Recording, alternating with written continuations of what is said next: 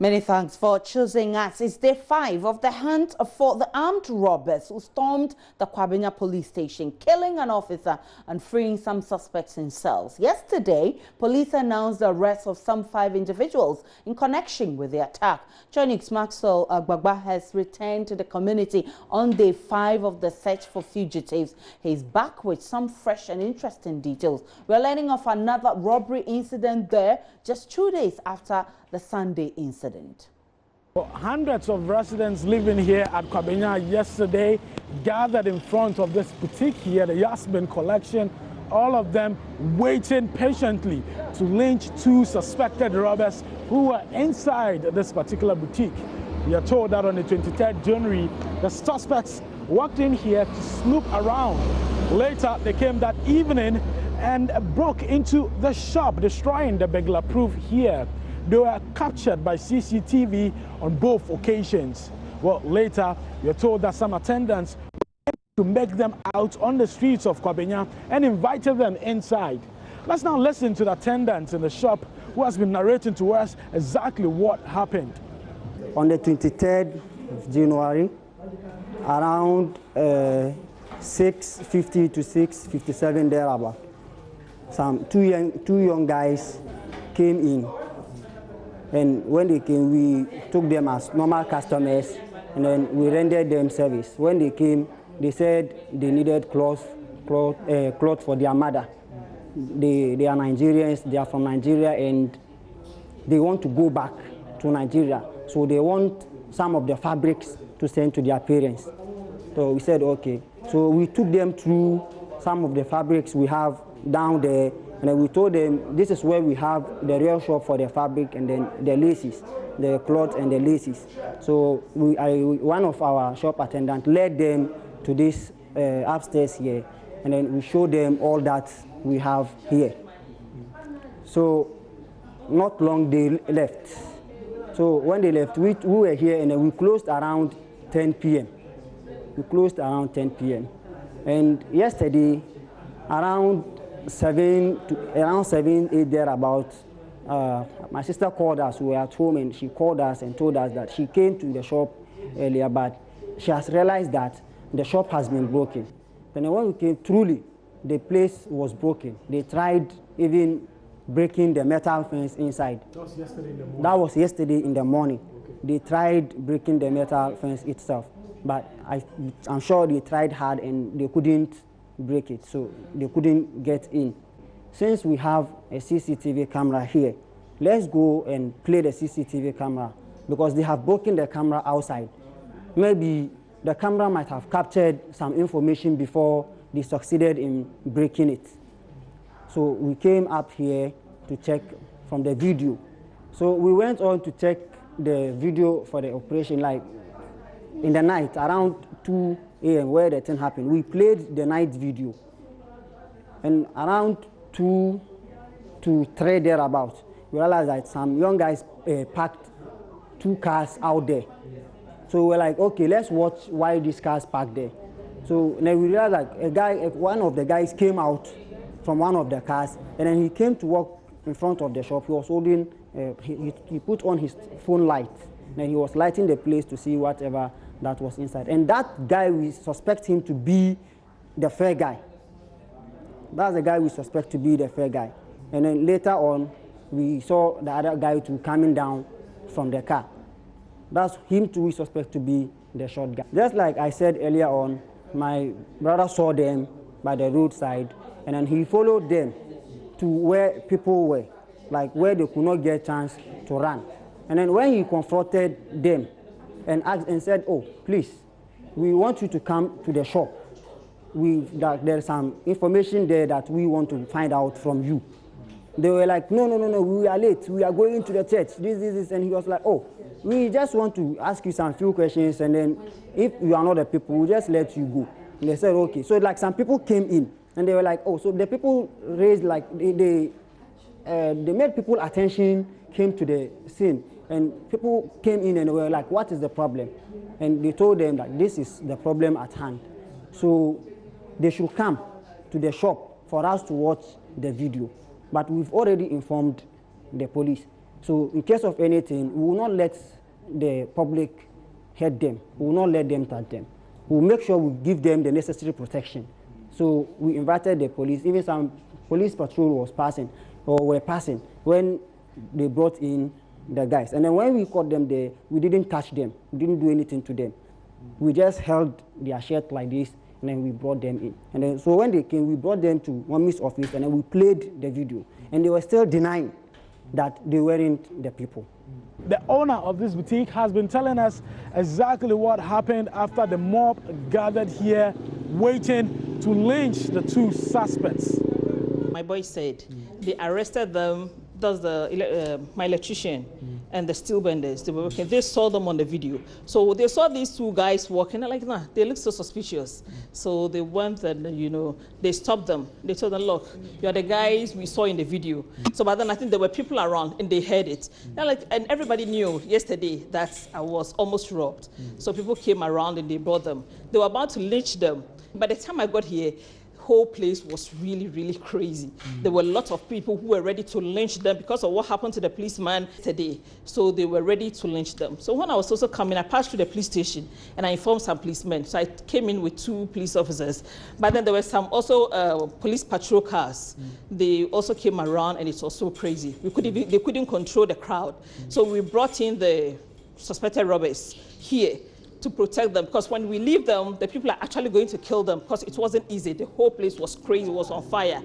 So that's actually what happened. So the police, they actually did very well. The police did very well to protect them. We also did our best to make sure they were safe, so that we take them to the police station. Because if you look at the, you know, the footage of the camera, you cannot actually tell. So it could be a resemblance or something. We have to have a concrete evidence before we can do anything. In any case, we don't even have any rights to lynch them. I've been interacting with some of the residents here in Kwabenya who tell me that they have been victims of incessant attacks.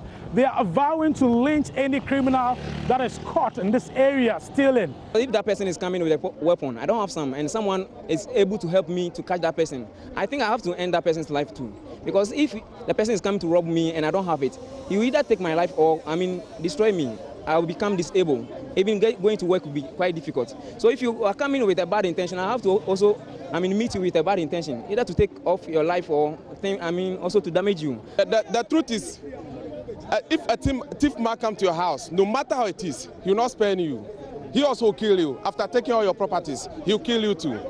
So to me, if anybody who is a thief was arrested, to me, they have to kill that person. Reason is, if you arrest that person to prison, he will take a lawyer, and the lawyer will defend him. Later on, he will come back and continue stealing again. What Nigerian people are doing in our community is very, very, very bad. So in my intention, we have to come out and bring things well so that everything will be concluded in terms of the Nigeria, what the Nigerian people are doing to we Ghanaians. Are you with me?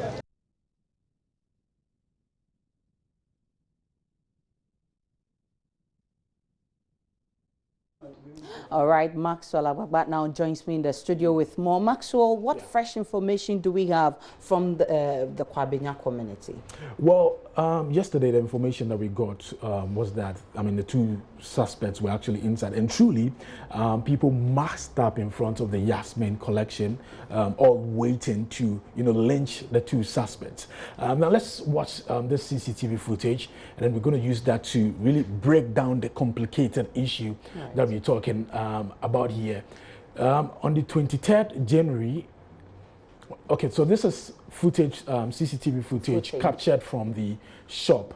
On the 23rd January, 2 men, the suspects, Nigerians, actually walked into the shop. So you see the other guy in the with the earpiece, inside his ears, and another gentleman in jeans within the black top. On the 23rd January, they went to the boutique. So you can see them walking around, some of them snooping around.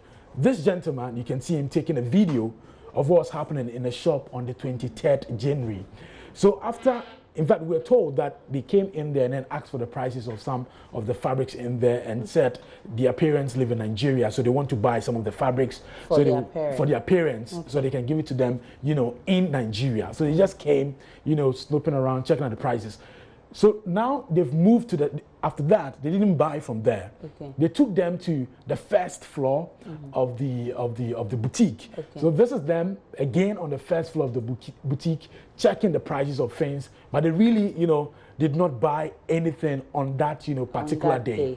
So after that day, that same evening, these gentlemen came to the boutique, now destroyed the burglar proof at the boutique, and then destroyed some other, you know, items, all in an attempt to enter the shop. Enter the boutique. Okay. But that was not possible. So this is the vehicle that they came to the boutique with. So this was done on the same day that the men visited. Hoping to pack all the things in the exactly. boutique. So this is the vehicle that they came with. Right. Unfortunately, we cannot see the registration number of that particular vehicle. So these are the men, you know, getting down from the vehicle. This guy realized that there was a CCTV, so he covered his face.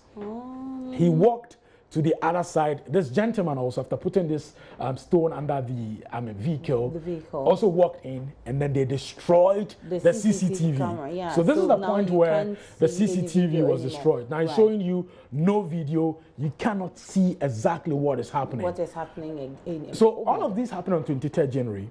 So on the 25th January, one of the attendants who works in that shop stepped outside and then saw two gentlemen who looked like the people they've seen in the video. Earlier. Those they saw in the morning, and then those who came to the shop, you know, later that evening. Right. And then he confronted them that, look, CCTV captured you, you know, trying to enter a shop. Earlier also it captured you. You snooped inside. You didn't really buy anything.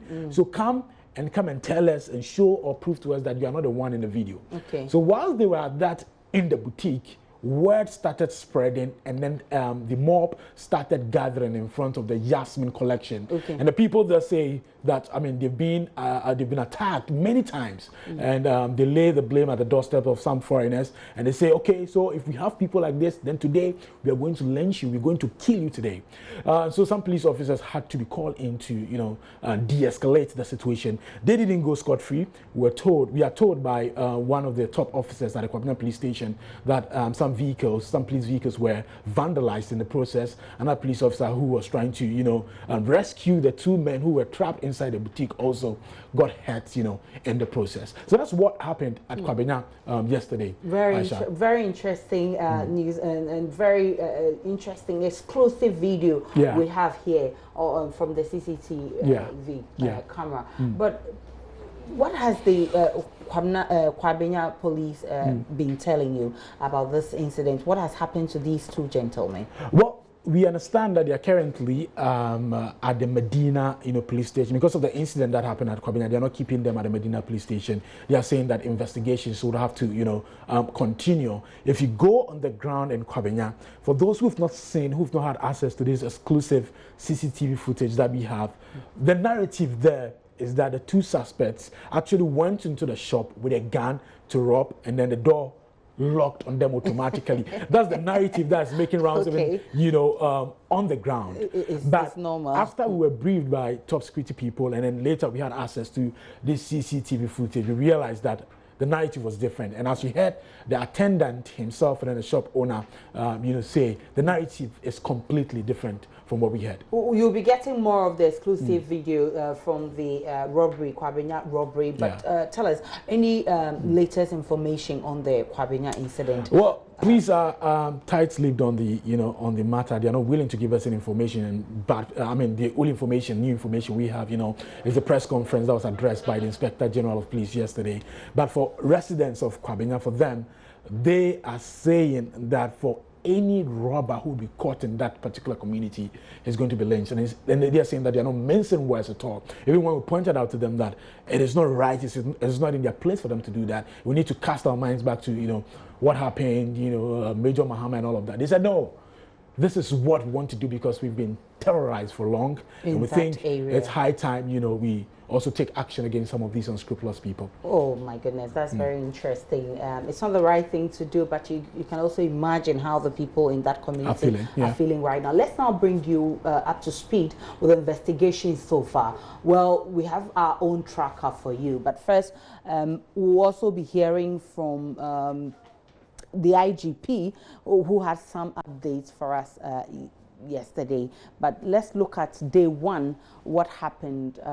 Sunday, January 21, armed men lay siege at police station and opened fire and killed an officer. 7 robbers in cells were set free through that siege, and they are still on the run at the moment.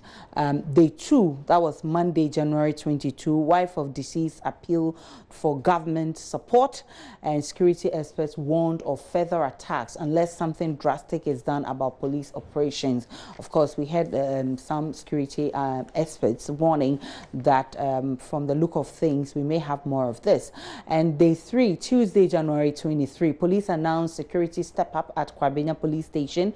Parliament summoned the IGP and Minister for the Interior for questioning. MP for Dom Kwabenya, Adjo Asafo, visited the crime scene and family of the deceased.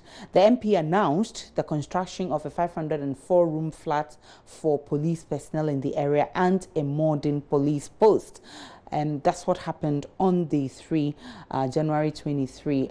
Day 4, January 24, we didn't have any update from the police. Really didn't get anything. And on day 5, January 25, according to the IGP, 5 suspects were arrested, including 2 of the jailbreakers, fugitives. Police intensified search for more suspects, and these are Dixon Ofori, Chuboza Kwaba, Roxon Edem, Kofi Dako, and Emmanuel Kote. And then police also announced a 15,000 reward for information leading to the arrest of these suspects mentioned above. Those are some of the latest news we've gotten on the Kwabenya incident. On day 6, January 26th, we're still waiting to get some updates from the police. No information yet, but we know that we'll still get it before the day ends. We can now listen to the IGP, who has some more on what has been happening with the Kwabenya incident. On the 21st of January this year, armed men stormed the Kwabenya police station, shot and killed an inspector who was on routine checks at the station at the time. The armed men successfully broke out 7 suspects who were being held there for armed robbery and possession of arms without license. The arrest, as announced by the IGP, marks the first breakthrough in the manhunt of the fugitive. We have since arrested 2 of the fugitives on Tuesday, 23rd January at Raura in the Volta region. They are Atakwejo and Prince Osei. The IGP also announced the arrest of some persons, including a woman who aided the escape of the fugitive. These include a 28-year-old woman named Nancy Benta, alias Urama.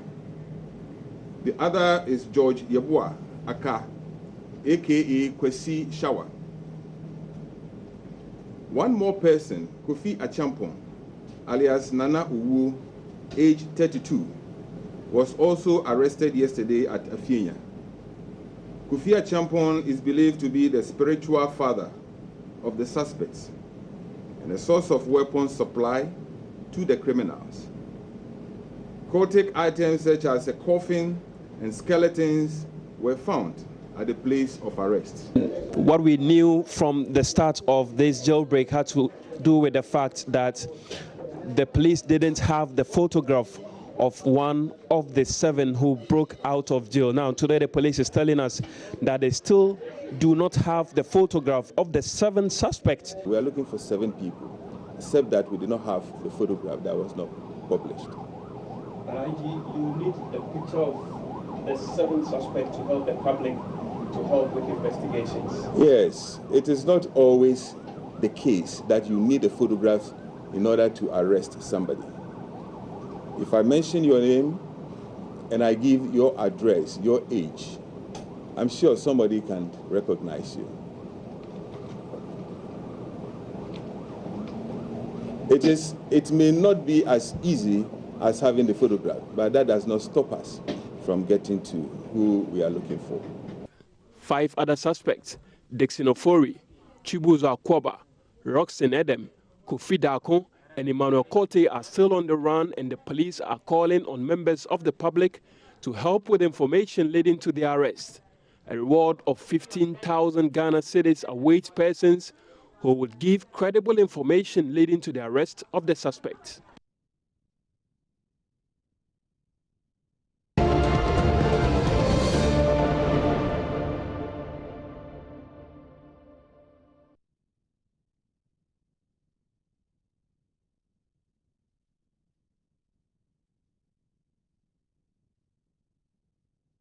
So that was the IGP with more on the Kwabenya incident, but we know that some of them are still on the run, and let's check them out.